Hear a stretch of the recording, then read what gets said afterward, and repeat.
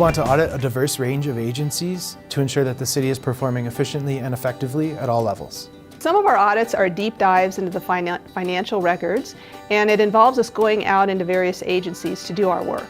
We perform many different types of audits and engagements to look at not only how an agency is performing financially, but also the day-to-day performance and security of their technology and systems.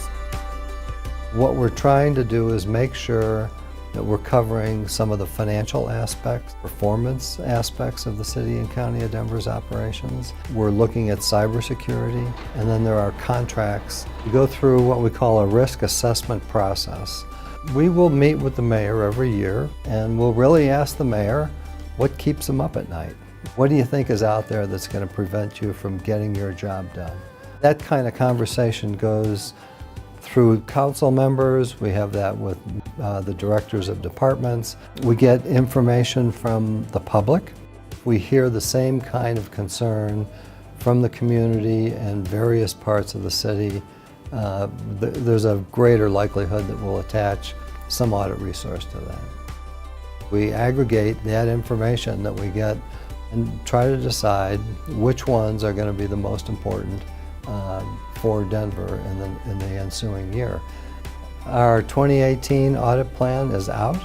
A number of areas that we will be looking at: the Botanic Gardens, the Property Tax Assessor's Office, Department of Human Services, the Police Department.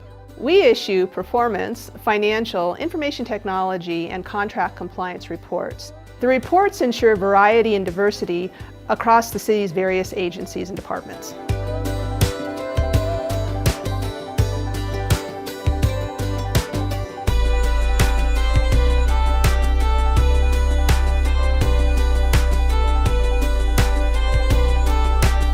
I want to emphasize it's a plan, so it's subject to change. Something else will come up that'll bump something off. It's important to have a plan, otherwise you don't know where you're going. We produce the report, we present it to the Independent Audit Committee the third Thursday of every month on Channel 8, and then there's a follow-up process. We follow up on every recommendation that they say they're going to implement to be sure that they've implemented it either the way that they suggested or by some alternative means.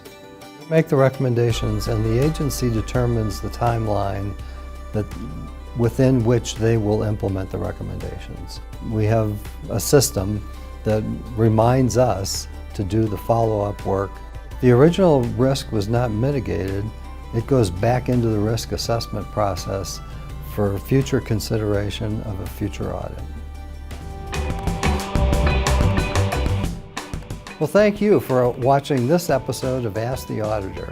And if you have a question you'd like to ask the auditor, submit it to auditor@denvergov.org, and maybe the next Ask the Auditor episode will answer your question.